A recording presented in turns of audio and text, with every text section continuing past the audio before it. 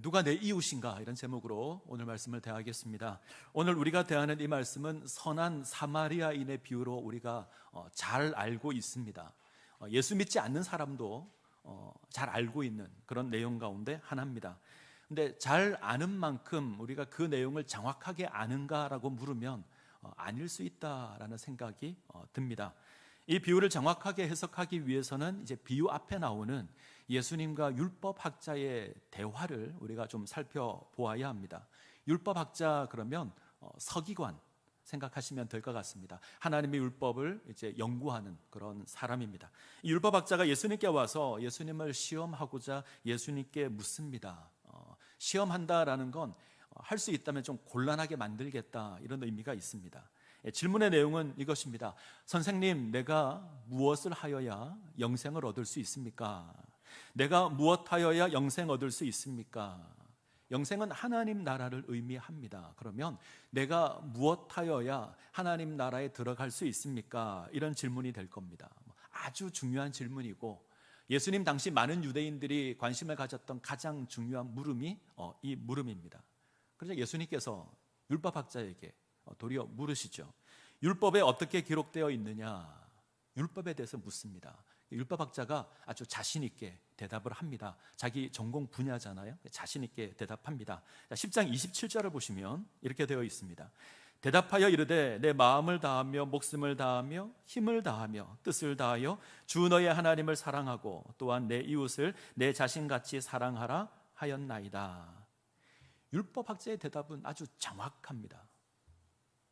마음을 다하고 목숨을 다하고 힘을 다하고 뜻을 다하여 하나님을 사랑하라. 내 이웃을 내 몸과 같이 사랑하라.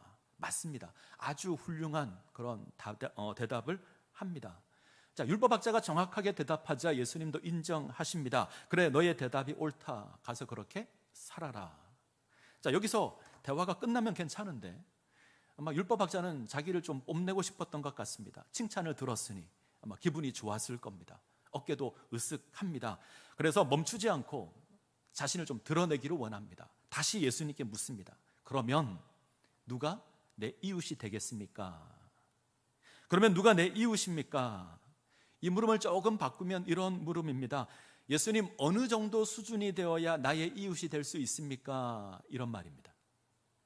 나는 제법 괜찮은 사람인데 내 수준에서 이웃이 되려면 어느 정도 수준이 되어야 합니까? 이렇게 묻는 겁니다. 그래서 성경이 이 사람이 자기를 옳게 보이려고 이렇게 물었다, 이렇게 고백을 하죠. 자, 이 질문에 누가 내 이웃입니까? 라는 이 질문에 예수님께서 답하시는 것이 선한 사마리아인의 비유입니다. 그러면 이 비유의 내용은 이웃이 누구냐 하는 게 이 비유의 주제가 될 겁니다. 자, 이렇게 생각하시고 비유를 살펴보시면 좋을 것 같습니다. 자, 어떤 한 사람이 유대인입니다. 예루살렘에서 여리고로 내려가다가 강도를 만납니다. 가지고 있는 것 모든 것 빼앗겼고 옷은 벗김을 당했고 맞아서 거진 죽게 되었습니다. 제사장 하나가 지나가다가 이 강도 만난 자를 봅니다. 그런데 도와주는 게 아니라 피하여 지나갑니다. 자, 모르고 스쳐 지나가는 게 아니죠. 압니다. 봤습니다. 그런데 피합니다. 못 본 채 합니다. 레위 사람 하나 지나가다가 동일하게 강도 만난 자를 보았습니다. 그런데 동일하게 피하여 지나갑니다. 강도 만난 자는 꼼짝없이 죽을 상황에 놓였습니다. 그러다 사마리아 사람 하나가 여행 중에 이 사람을 봅니다. 보고 마음이 아파 불쌍히 여기고 상처를 치료해 줍니다. 짐승에 태워서 여관으로 가서 그를 돌보아 주고요, 여관 주인에게 2데나리온을 줍니다. 이 사람을 돌봐줄 것을 부탁을 하죠. 만약 돈이 더 든다 그러면 내가 돌아올 때 내가 그 값을 지불하겠습니다. 이 사람 도와주십시오 부탁까지 합니다. 자, 이게 오늘 비유의 내용입니다. 비유 이후에 예수님께서 율법학자에게 묻죠. 누가 강도 만난 자의 이웃이냐? 자, 우리가 답을 한번 생각해 볼까요? 누가 강도 만난 자의 이웃이죠? 제사장? 레위 사람? 아니요, 사마리아 사람. 그렇죠? 사마리아 사람이 강도 만난 자의 이웃입니다. 율법학자도 동일하게 대답합니다. 예, 자비를 베푼 사람입니다. 그러자 예수님께서 가서 너도 이와 같이 행하라 말씀하십니다. 자, 우리가 이 비유를 어떻게 알고 있죠? 우리는 기본적으로 이렇게 해석합니다. 선한 사마리아 사람이 어려운 이웃을 도운 것처럼 우리도 어려운 이웃을 도와야 한다. 이렇게 해석합니다. 자, 맞는 해석이죠. 그래서 선한 사마리아 선교회 이런 것도 있습니다. 제가 홈페이지를 한번 들어가 봤는데 어려운 이웃을 돕는 일을 합니다. 너무 귀한 사역을 하는 그런 단체인데, 자, 우리는 언제나 선한 사마리아인이 되어서 어려운 이웃을 도와야 한다, 이런 적용을 가지고 있습니다. 그래서 우리가 기도할 때도 그렇게 기도하죠. 지역사회의 선한 사마리아인이 되어서 우리를 지역사회를 섬기게 해주십시오, 이렇게 기도합니다. 당연한 적용인데 이 적용이 오늘 이 비유의 핵심은 아닙니다. 자, 또 하나, 오랜 기독교 역사에서 이 본문을 이렇게 해석했습니다. 강도 만난 사람은 우리다. 우리가 하나님을 거역하여서 천국을 떠나 세상으로 가다가 사탄을 만났다. 예루살렘을 떠나서 여리고로 가다 강도를 만났다. 그렇게 비유를 하죠. 율법을 의미하는 제사장이나 레위인은 우리를 구원하지 못한다. 오직 선한 사마리아인이신 인인 예수께서 우리를 구원하신다. 이렇게 해석을 합니다. 그렇게 해석을 해 왔습니다. 그래서 좀 더 해석하면 주막은 교회다. 두 데나리온이 있는데 하나는 구약이고 하나는 신약이다. 다시 돌아온다 그랬으니 이건 재림이다. 뭐 이런 식으로 해석을 합니다. 아주 기가 막힌 해석을 하는 건데 이렇게 해석하면 안 됩니다. 잘못된 해석입니다. 누가 이렇게 해석하면 나오셔야 합니다. 잘못된 해석입니다. 자, 오늘 주제는 누가 내 이웃인가 하는 겁니다. 내 이웃이 누군가, 여기서 벗어나시면 안 됩니다. 자, 오늘 본문에 이웃에 대해서 묻는 질문이 2개 나옵니다. 자, 한번 볼까요? 이웃에 관한 질문이 2개가 나오는데, 자, 첫 번째는 율법학자가 묻죠. 그러면 내 이웃이 누굽니까? 예수님도 묻습니다. 강도 만난 자의 이웃이 누가 강도 만난 자의 이웃이 되겠느냐? 이웃이 누구냐 묻고 있습니다. 율법학자에게 이웃은 누구죠? 내가 사랑해야 되는 사람, 내가 사랑할 수 있는 사람. 자, 기준이 납니다. 나를 기준으로 내가 사랑할 사람이 누굽니까? 라고 묻습니다. 내가 사랑을 베풀어야 될 사람이 누굽니까? 예수님의 물음에서 이웃은 강도 만난 자가 기준입니다. 사랑을 받아야 될 사람이 기준입니다. 도움을 필요로 하는 사람에게 반응하는 사람이 이웃입니다. 이 둘이 좀 비슷해 보이는데 조금 다릅니다. 그림을 보면 좀 이해가 되실 겁니다. 자, 이 다음 그림을 보죠. 율법학자에서 이웃의 기준이 뭐냐면 내가 기준입니다. 나를 기준으로 이웃이 정해집니다. 예수님의 기준은요, 강도 만난 자가 기준입니다. 강도 만난 자 기준으로 이웃이 정해집니다. 이거 엄연히 다릅니다. 율법학자가 묻는 건 나의 사랑을 받을 자격이 있는 자가 누굽니까? 라고 묻는 겁니다. 누가 나의 사랑을 받을 수 있습니까? 일종의 수준을 묻는 거죠. 나 괜찮은 사람인데, 나 이 정도 수준이 되는데 나와 이웃을 하려면 어느 정도 수준이 되어야 합니까? 묻는 겁니다. 당시 유대인에게는 이웃과 원수에 대한 기준이 있었습니다. 율법을 보면, 구약의 율법을 보면 레위기에 내 이웃을 사랑하라라는 말씀이 있습니다. 유대인들이 이 율법을 지키기 위해서 고민을 합니다. 어떻게 하면 내 이웃을 사랑할 수 있을까? 이들이 내리는 결론은 혹을 하나 덧붙입니다. 사랑해야 될 이웃이 있으면 미워해야 될 원수가 있을 거다. 그래서 내 이웃을 사랑하고 원수를 미워하라, 이렇게 가르쳤습니다. 그러면 이웃을 사랑하라는 하나님의 율법이 내 이웃을 사랑하고 원수를 미워하라는 것으로 변해버린 거죠. 그래서 선을 껐습니다. 내가 사랑해야 될 이웃, 내가 미워해야 될 원수, 그리고 그 선에 담을 쌓았습니다. 자, 그림을 보시면 담을 쌓았습니다. 이쪽은 내 이웃, 이 담을 벗어나면 원수. 이웃은 사랑해야 되지만 원수는 미워해야 된다. 유대인들이 가지고 있는 생각이었습니다. 우리도 좀 그렇지 않을까요? 누가 나의 이웃입니까? 우리는 나를 중심으로 여러 가지 기준을 내세울 수 있습니다. 친근함을 이야기할 수 있죠. 나와 친한 사람 이웃이다. 나와 가까운 사람이 이웃이다. 이런 기준이 있습니다. 경제적인 기준을 이야기하는 사람도 있습니다. 나와 노는 물이 같아야 한다. 나는 강남에 살고 큰 아파트에 살고 큰 차를 모는데 적어도 나와 함께 하려면 비슷한 수준은 되어야 한다. 이렇게 이야기하는 사람들이 있습니다. 정치적인 성향으로 이웃을 정하기도 합니다. 우리 민족은 오래전부터 당파 싸움에 익숙하죠. 오늘날도 여전히 진보와 보수가 나뉘어서 여전히 갈등하고 싸웁니다. 나는 보수다, 나는 진보다, 이것으로 편가르기를 하고 나와 색깔이 같아야 이웃이라고 생각을 합니다. 여기에 종교적인 기준도 있습니다. 나 예수 믿는다. 적어도 나와 이웃을 하려면 같이 예수 믿는 사람 수준은 되어야 한다, 이렇게 생각을 합니다. 만약 무슬림이 지나가면 우리는 이웃으로 생각하지 않죠. 위험한 사람, 이렇게 생각합니다. 당시 유대인들이 그랬습니다. 이들은 이웃에 대한 경계선이 있습니다. 선을 딱 그어놓고 담을 쌓고, 그래서 이 담의 마지막 담의 기준이 유대인이냐 아니냐 하는 걸로 담을 쌓아놨습니다. 적어도 이웃이 되려면 유대인은 되어야 한다. 그런데 율법학자가 묻는 건 뭐죠? 그 담이 나는 좀 달라야 한다라고 생각을 한 겁니다. 그래서 이방인이면 이웃이 될 수 없다, 유대인들이 가지고 있는 공통된 생각이었습니다. 근데 이제 예수님의 가르침을 한번 보죠. 이웃이, 누가 이웃이 되죠? 내가 원하는 자가 이웃이 아닙니다. 내가 마음이 드는 자가 이웃이 아닙니다. 나의 도움을 필요로 하는 자가 이웃입니다. 기준이 내가 기준이 아니라 상대방이 기준입니다. 도움을 필요로 하는 자가 이웃입니다. 예수님이 율법학자에게 묻습니다. 누가 강도 만난 자의 이웃이 되겠느냐? 율법학자가 뭐라고 대답을 했죠? 예, 자비를 베푼 자입니다. 제가 처음 성경을 읽었을 때 이 말이 그렇게 멋있어 보였습니다. 야, 수준 있는 사람은 대답도 수준 있게 한다. 나라면 사마리아 사람 이렇게 답했을 텐데, 야, 자비를 베푼 사람입니다. 야, 수준이 높다 그랬는데 제가 잘못 이해를 했습니다. 이건 근사한 대답이 아니라 기분 나빠서 하는 대답입니다. 무엇이 기분이 나쁠까요? 사마리아 사람이라는 게 기분이 나쁩니다. 유대인들은 이방인을 싫어합니다. 원수잖아요. 특별히 사마리아 사람을 싫어합니다. 멸시합니다. 증오합니다. 아주 무시하고 개취급을 합니다. 그래서 입에 사마리아라는 단어를 담지도 않습니다. 이랬던 것이 유대인들입니다. 유대인들에게 사마리아 사람은 원수입니다. 담 안에 있는 사람이 아니라 담 밖에 있는 사람입니다.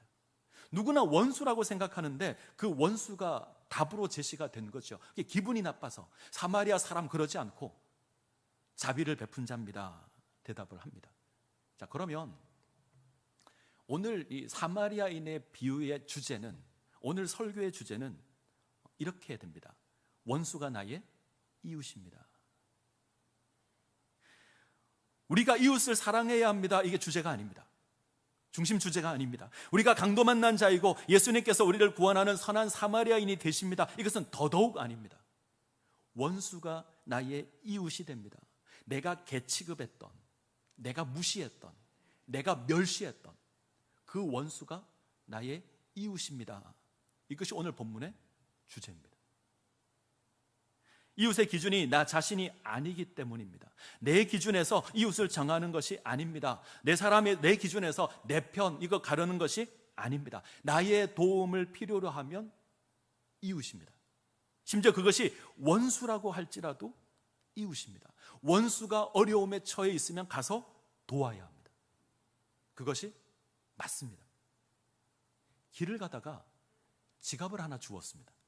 누구 지갑인가 궁금해서 열어봤는데 내가 정말 싫어하는 원수의 겁니다. 자다가 꿈을 꿨는데 이 원수가 나오면 그날 하루가 기분이 나쁩니다. 그 원수의 지갑을 주웠습니다. 어떻게 하시겠습니까? 솔직히 쓰레기통에 던져 넣는다? 잃어버린 사람이 잘못이니 나는 모른 체 하겠다. 고소하다 생각하고 지갑을 내가 가지는 사람도 있을지 모릅니다. 아니면 찾아가서 돌려주시겠습니까? 자, 성경을 한번 볼까요? 출애굽기 23장 4절에서 5절 앞에 화면에 있습니다. 자, 같이 읽겠습니다. 내가 만일 내 원수의 길 잃은 소나 나귀를 보거든 반드시 그 사람에게로 돌릴지며 내가 만일 너를 미워하는 자의 나귀가 짐을 싣고 엎드려 짐을 보거든 그것을 버려두지 말고 그것을 도와 그 짐을 부릴지니라. 길을 가다가 원수의 소나 나귀를 봤습니다. 이게 탈출을 한 건지 주인이 놓친 건지 모르겠는데 아무튼 원수의 소나 나귀를 봤습니다. 어떻게 해야 되죠? 못 본 채 하면 안 됩니다. 반드시 그를 도와야 합니다. 주인에게 돌려줘야 합니다. 원수가 나귀 짐을 지고 가다가 나귀가 엎드려지면 모른 채 하지 말고 가서 도와야 합니다. 못 본 채 하면 안 됩니다. 성경은 반드시 도우라고 합니다. 가끔 유튜브 영상 가운데 이런 영상이 하나 있습니다. 예전에 우리 몰래카메라 이런 게 한참 유행을 했는데, 자, 사진을 한번 볼까요? 저 사진이 잘 이해가 되십니까? 한 소경이 고가의 아이패드 잘 모르시죠? 이게 들고 다니는 컴퓨터 같은 건데 아주 고가입니다. 그리고 아이폰, 휴대폰 종류 중 하나인데 아주 고가입니다. 이것에 박스를 한 손에 들고 소경이, 한 손은 소경의 짝대기를 들고 탁탁탁 길을 치면서 길을 가는 거예요. 근데 앞에 물구덩이가 있고 때로는 넘어지는 일도 있습니다. 이때 사람들이 어떻게 행동하는가 하는 걸 카메라에 담은 겁니다. 어떻게 행동을 했을까요?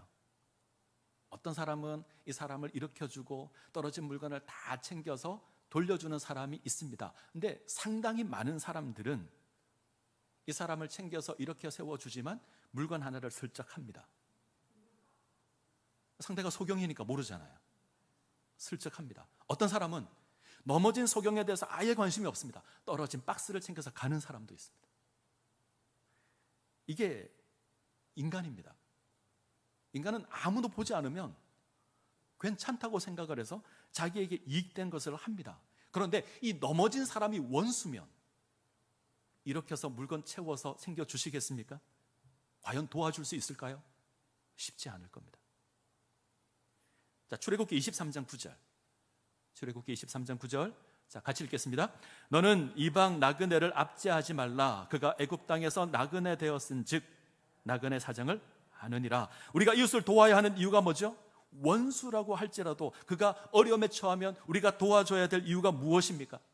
이스라엘이 애굽의 나그네로 있을 때 하나님이 모른 척하지 않았습니다. 이스라엘이 애굽에서 고통 가운데 있을 때 하나님이 모른 채 하지 않으셨습니다. 모른 채 하실 수 있죠. 아무 상관없습니다. 하나님 관심을 두지 않아도 누가 뭐라 하지 않을 겁니다. 근데 하나님 돌보셨습니다. 애굽에서 건져내셨습니다. 구원하셨습니다. 어려운 상황 가운데 처해 있는데 못 본 척 하지 않고 도와주셨습니다. 그 사랑 우리가 받았습니다. 허물과 죄로 죽었던 존재입니다. 하나님을 거역했었고 하나님과 관계가 단절된 하나님의 원수였습니다. 본질상 진노의 자녀였습니다. 하나님과 아무 상관없었습니다. 근데 하나님 모른 척하지 않으셨습니다. 우리가 고통당할 때 하나님 모른 척하지 않으셨습니다. 돌봐주셨습니다. 양이나 소를 돌려주는 수준이 아닙니다. 나귀를 이렇게 세워주는 수준이 아닙니다. 상처를 치료해주고 돌봐주는 수준이 아닙니다. 목숨을 주셨습니다. 인간이 되셨고 우리 죄를 위해서 십자가를 지셨고 당신의 목숨을 주셨습니다. 원수 되었는데 우리에게 그런 사랑 베풀어 주셨습니다. 그러기에 우리도 사랑하셔야 합니다. 내가 좋아하는 사람만 사랑하는 게 아닙니다. 나와 상관없는 사람은 무시해도 된다, 이것이 아닙니다. 나의 원수까지라도 기꺼이 사랑하는 게 우리가 지니고 있는 사랑의 본질입니다. 마땅한 겁니다. 우리에게 이웃에 대한 경계선이 있으면 안 됩니다. 담이 있으면 안 됩니다. 우리가 그 사랑을 받았기 때문입니다. 이 비유를 보고 있으면 궁금한 게 사실 하나 있습니다. 이 제사장과 레위 사람이 왜 돕지 않고 떠났을까? 그죠? 강도 만난 자의 기준에서는 제사장과 레위인이 이웃인데 왜 이들이 돕지 않고 도왔을까? 왜 그랬을까? 어떻게 생각을 하십니까? 여러 가지 이유가 있을 것 같은데 기본적으로 남을 돕는 게 사실 쉽지 않습니다. 그죠? 남을 돕는 건 쉬운 건 아닙니다. 내가 시간 투자해야 되고 물질을 투자해야 합니다. 어려운 겁니다. 우리 속담 가운데 곳간에서 인심난다라는 말이 있습니다. 무슨 말이냐면 일단 내 배가 불러야 다른 사람을 돌볼 수 있다라는 말입니다. 내가 먹고 사는 것이 어려운데 다른 사람을 도울 수 없다. 우리는 대부분 그렇게 생각을 합니다. 이것이 이유일 수 있고 또 다른 이유는 자기가 어려움에 처할 수 있기 때문에 그렇습니다. 강도 만난 자를 돕다가 자기가 강도를 만날 수도 있습니다. 이게 함정일 수 있습니다. 실제로 이런 경우가 많습니다. 누군가 쓰러져 있으면 돕겠다고 찾아가면 이제 강도들이 나타나는 겁니다. 저 사람 돕다가 나도 어려움을 당할 수 있다, 그래서 피하는 것일 수도 있습니다. 우리가 이렇게 살아가죠. 누구를 도와야 한다라는 생각은 있는데 막상 그 상황이 되면 주저하고 망설이고 쓸데없는 일에 휘말리는 것이 싫어서 하지 않습니다. 손해보는 것이 싫어서 하지 않습니다. 괜히 어려운 상황에 있는 사람 도왔다가 내가 낭패를 볼 수 있다, 그래서 끼어들기를 꺼려할 때도 있습니다. 그래서 주저할 때가 많죠. 그런 이유가 있을 것 같고, 또 하나의 중요한 이유가 있습니다. 이 여리고라고 하는 도시는 세계 역사를 따지면 아주 오래된 도시 가운데 하나입니다. 아주 오래전부터 사람이 살았던 곳이 여리고입니다. 근데 여리고가 예루살렘 올라가는 길목에 있습니다. 그래서 예수님 당시에 많은 제사장들과 많은 레위인들이 여리고에 살았습니다. 그래서 성전에 가서 봉사할 때는 봉사하고, 집은 여리고에 있으니까 집으로 내려오고 그렇게 살았습니다. 오늘 본문에서도 이제 그랬을 겁니다. 성전에서 주어진 직무를 하고 여리고에 있는 집으로 내려가는 길에 제사장이나 레위 사람이 강도 만난 자를 봅니다. 만약 이들이 강도 만난 자를 도왔다가 강도 만난 자가 죽어버리면 이들은 시체를 만진 것이 되어서 부정한 사람이 됩니다. 일주일 동안 부정하여서 아무것도 할 수 없습니다. 만약 이것을 모르고 성전에 갔다가 성전을 가게 되면 성전이 부정해집니다. 일정 시간 동안 자신에게 주어진 역할을 할 수 없게 되죠. 하나님을 섬기는 귀한 일을 해야 하는데 섬기지 못할 수도 있습니다. 그것을 염려해서 피하는 겁니다. 하나님을 섬기겠다는 명분으로 이웃을 돕지 않는 겁니다. 하나님을 예배하겠다는 것으로 모른 채 하겠다는 겁니다. 나 하나님 섬겨야 된다, 그러니까 너를 돕지 못하겠다. 이건 거룩한 것이 아닙니다. 망령된 겁니다. 중요한 건 강도 만난 자를 돕는 겁니다. 그가 정말 하나님을 사랑하는 사람이라면 이웃을 사랑할 수 있어야 합니다. 오늘 본문에서 이제 가장 큰 충격은 사마리아 사람이 죽어가는 유대인을 돕는다는 겁니다. 지금 이 사건이 일어난 장소가 예루살렘에서 여리고로 내려가는 길입니다. 유대 땅입니다. 이 사마리아 사람이 어떻게 이 길을 지나게 되었는지는 알 수 없습니다. 성경에는 여행을 하다가라고 되어 있는데, 분명한 건 이 사마리아 사람이 유대 땅에서 대접받지 못했을 겁니다. 멸시당했을 것이고 무시당했을 것이고 손가락질 당했을 겁니다. 근데 이 사람이 유대인을 돕습니다. 미움을 받는 자가 자기를 미워하는 자를 이웃으로 돕습니다. 저는 이것이 오늘 본문의 핵심이라고 생각을 합니다. 기독교의 특별함이 여기에 있습니다. 모든 종교가 구제를 하죠. 불교도 구제를 합니다. 다른 종교도 구제를 합니다. 아니, 종교를 떠나서 일반 사람들도 구제를 하고 기부를 합니다. 연예인이나 여러 사업가들이 기부를 하고 구제를 합니다. 이들이 생각하는 구제는 뭐죠? 가난한 자를 돕는 겁니다. 도움이 필요한 자를, 그 자에게 도움을 베푸는 겁니다. 누구나 이렇게 합니다. 근데 기독교의 구제는 조금 달라야 합니다. 그것이 나를 미워하는 원수라도, 나를 무시하는 원수라도 도울 수 있는 게 우리의 사랑입니다. 우리가 세상에서 미움을 당합니다. 우리가 세상에서 무시함을 당하고 우리가 세상에서 배척함을 당합니다. 그럼에도 불구하고 나를 미워하는 그 사람을 돕는 겁니다. 이것이 기독교입니다. 오늘 우리가 대하는 누가복음 10장 앞부분을 보시면 예수님께서 70인을 파송합니다. 2명씩 파송해서 복음을 전하라. 그래서 우리는 세상으로 보냄을 받았습니다. 예수님의 놀라운 권세로 놀라운 역사의 사역도 합니다. 그런데 언제나 이런 일들이 주어지는 건 아닙니다. 조금 더 성경을 읽어 나오면 회개하지 않는 도시들이 나오죠. 반대하는 자들이 등장을 합니다. 세상의 모든 사람이 예수 그리스도를 환영하는 게 아닙니다. 더 많은 사람이 반대할 것이고, 더 많은 사람이 무시할 것이고, 더 많은 사람들이 우리를 미워할 겁니다. 근데 우리는 여전히 그 세상을 향해서 사랑을 베풀 수 있어야 합니다. 하나님이 우리를 사랑하신 것처럼 우리도 사랑할 수 있어야 합니다. 어떻게 이것이 가능한가? 우리는 못하죠. 그러나 우리가 그 사랑을 받았기에 그 사랑으로 할 수 있습니다. 예수님께서는 자신을 미워하는 세상을 사랑하셨습니다. 자신을 거역하는 세상을 사랑하십니다. 자신을 향해서 저주를 퍼붓고 침을 뱉고 멸시하는 그 세상을 사랑하셨습니다. 용서하셨습니다. 그 사랑으로 우리가 여기 있습니다. 그 사랑으로 우리가 이 자리에 나와서 예배를 드립니다. 그 사랑으로 우리가 교회가 되었습니다. 우리에게 요구되는 건 나의 원수까지라도 사랑하는 겁니다. 나를 미워하는 자 사랑하는 겁니다. 그 능력이 우리에게 있습니다. 세상이 못하는 그 사랑을 우리가 할 수 있는 그 능력이 우리에게 있습니다. 그러기에 기꺼이 하는 겁니다. 나를 미워하는 저 사람을 위해서 기꺼이 나의 것을 내어 주어야 합니다. 죽어가는 그 사람을 위해서 포도주와 기름을 부어 주어야 합니다. 짐승에 태워서 주막에 데려가 돌보아 주어야 합니다. 물질을 내어주고 시간을 내어 주어야 합니다. 더 필요한 것이 있으면 더해 주어야 합니다. 우리가 그 사랑을 위해서 부름을 입었습니다. 손양원 목사님 아십니까? 손양원 목사님 1902년에 태어나셨고 1950년에 소천하셨습니다. 1938년 평양신학교를 졸업하셨고 여수에 있는 애향원에 부임하셔서 한센병, 그러니까 문둥병자를 치료하는 사역을 감당하셨습니다. 일제강점기에 신사참배를 거부함으로 옥살이를 하셨고요.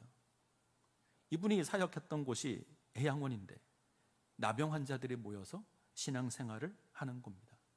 이곳에서 병자들을 섬기는 사역을 합니다. 당시 건강한 사람들은 이들과 함께 생활하는 것이 허락되지 않았습니다.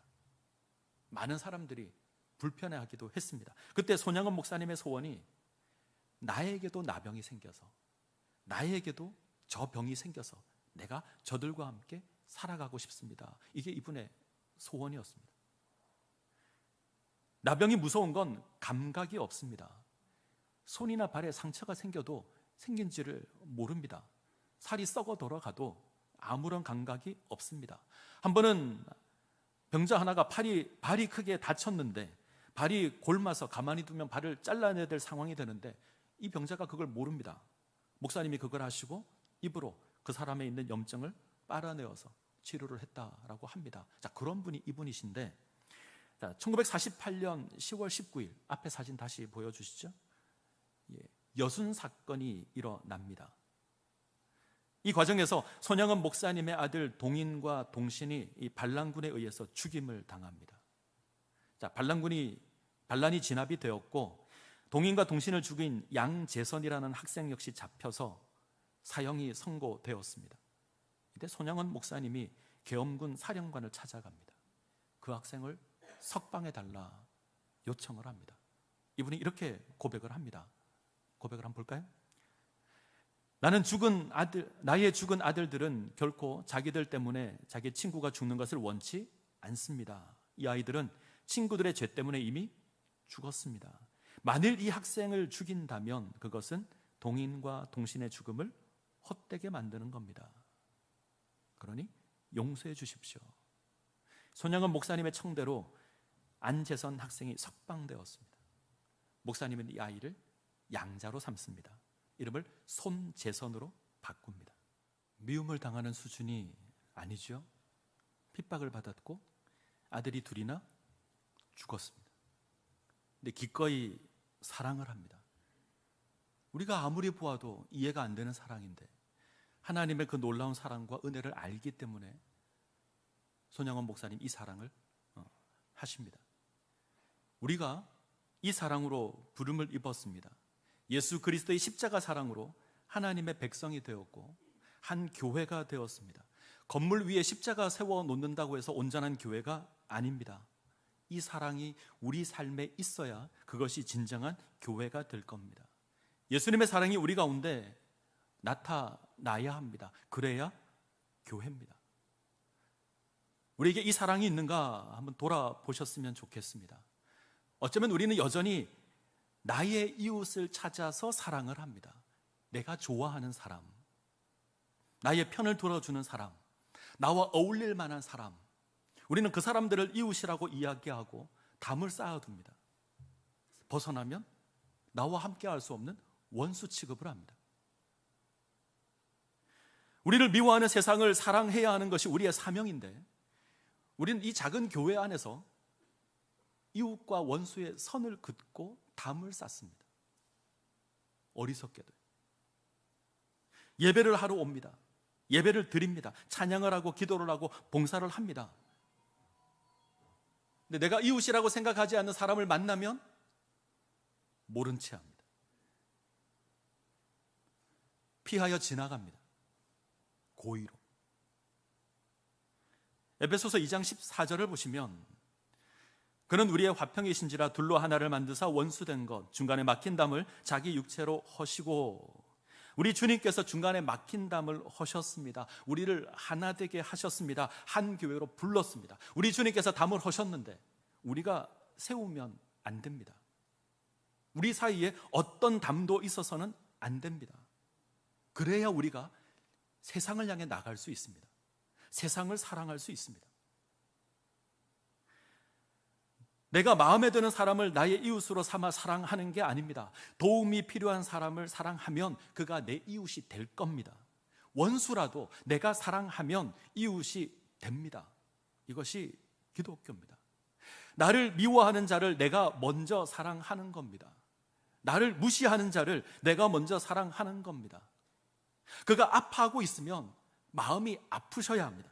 그가 상처를 입었다면 돌봐주어야 합니다. 나의 나귀에 그를 태워야 하고요, 안전한 곳으로 데리고 가야 합니다. 2데나리온이 아니라 더 많이 들더라도 베풀어 주어야 합니다.